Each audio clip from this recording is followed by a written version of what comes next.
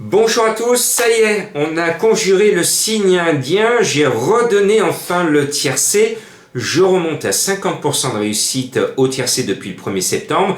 Vous le savez, je me suis imposé un défi d'arriver à la fin du mois d'octobre avec 50% de réussite sur septembre et octobre. Il ne me manque plus que 4 tiercés à vous donner pour relever ce joli défi avec vous. Bon, vous avez vu, le jeu de la finale 3 et 13, et ben voilà, ça s'est bien passé. Et grille d'argent pour ceux qui sont abonnés, il avait 5 kilos d'avantage sur le favori, le 1, qui était en tête de certains de mes confrères, et j'avais rayé le 1, en plus il faisait sa rentrée, il n'était pas sur sa distance. Son entraîneur avait tout fait pour qu'il déçoive le cheval. Et ça, je le disais à mes abonnés, et je vous donnais quand même grille d'argent. Pour mes abonnés des pronos du cœur, c'est normal, ils payent, donc je donne beaucoup plus d'informations, je vais beaucoup plus dans le détail, et je fais l'analyse des poids en plat, et en faisant l'analyse des poids, on se rendait compte que grille d'argent était barré au poids complètement le favori, le numéro 1 de la course. C'est comme ça qu'on construit un pronostic, et c'est cela que j'offre notamment à ceux qui me font la joie de rejoindre mon club des pronos du cœur. Bon, ce jeudi, c'est Auteuil. Alors, je suis confiant, indice de confiance 3 sur 5. Et oui, ça m'a redonné le sourire, la pêche. Et puis, c'est le 22.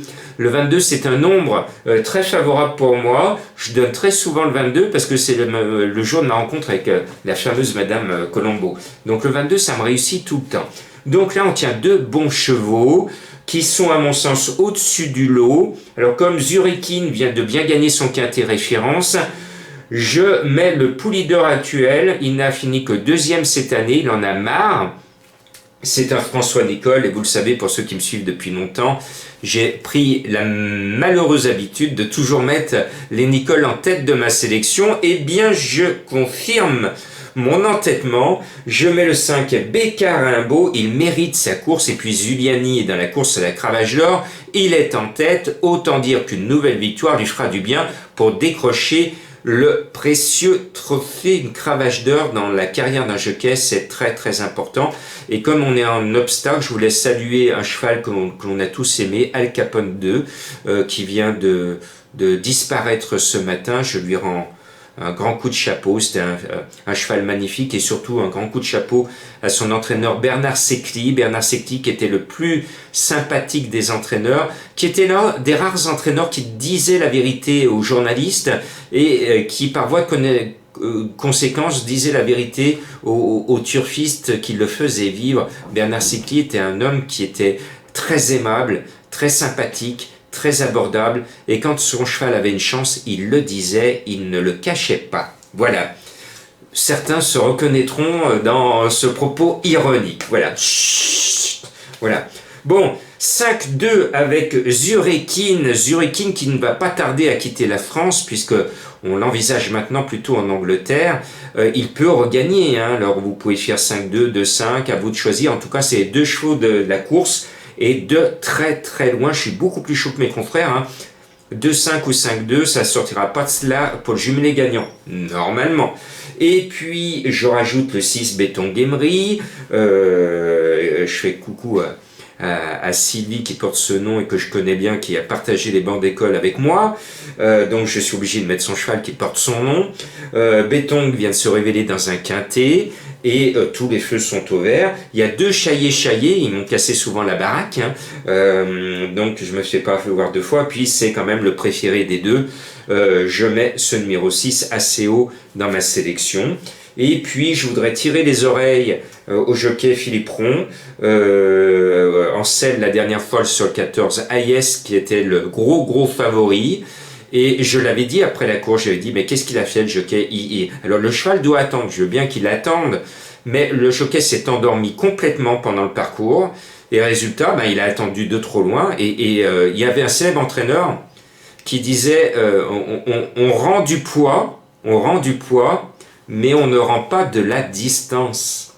Ceux qui se souviennent me mettront le nom de cet entraîneur classique dans leurs commentaires. Voilà.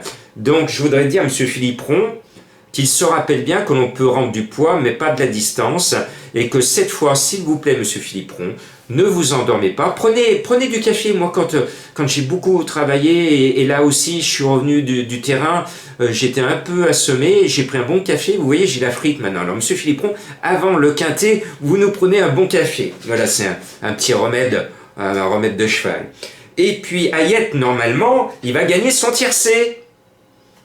C'est un super bon cheval, il l'a lâché au poids. Je pense qu'avant la fin de l'année, il devrait avoir gagné son tiercé, à condition que son jockey, vous l'avez compris, boive du café. Et puis mon coup de cœur n'est pas le cheval de tout le monde, c'est un cheval qui s'est mis en relief dans mes jumelles la dernière fois, c'est le 11, Géryville. Il a gagné facilement, il m'a plu, et son jockey avec encore des ressources dans les mains au passage du poteau, je me dis qu'il peut monter de catégorie. C'est un coup de poker, mais c'est un coup de cœur, vous le savez, mes coups de cœur, ce ne sont jamais des chevaux à 2, 3 contre 1 comme certaines dernières minutes que vous voyez ailleurs. Non, ce sont des chevaux souvent qui sont à plus de 10 contre 1, des fois à plus grosse cote. D'ailleurs, le cheval de Madame Colombo qui était mon coup de cœur, il était à 30 contre 1, il n'est pas là. Mais bon, ça peut arriver, on prend des risques quand on donne des cotes et ça ne peut pas arriver tous les jours. Bon, ce 11, moi j'y crois fort. Je le sens bien, ce numéro 11. Et pour le jeu de la finale, le 11 appelle, oui, le 11 appelle le 1.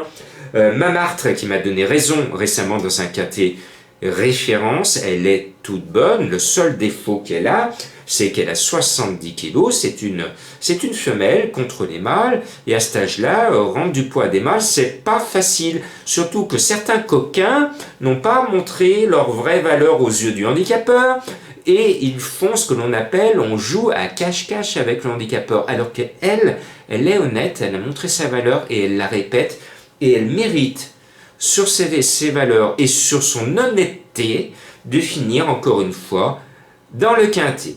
Et puis, une autre trouvaille qui n'est pas forcément parmi les favoris et que je sens bien, c'est une autre pouliche qui m'a tapé dans l'œil, c'est le 4 Golden Park. Actuellement, les parcs sont fermés, il y a la tempête en France et nous, à Lyon, le parc de Tête d'Or est fermé en ce moment. Mais elle va ouvrir les vannes pour y aller. Et vous allez voir, elle va faire une super course parce que je l'estime beaucoup. Et quand Jean-Marc estime un cheval, généralement, il le prouve sur le terrain. Vous verrez. Et puis, je termine sur la pointe des sabots avec le 9 Stop Line. Alors, avec lui, c'est Stop ou encore, comme la fameuse émission sur une grande radio. Eh bien, Stop Line m'a plu, 5e du quintet référence, précédemment de belles performances. Je reprends la ligne de la dernière fois, il est 5e du quintet qui vient de se disputer. Normalement, il devrait au minimum finir au même rang ou au pire en tête débattue, c'est-à-dire mourir aux portes du tiercé, du quintet, 6e, 7e. Voilà, je confirme que je suis confiant en ce 22. Bonne chance!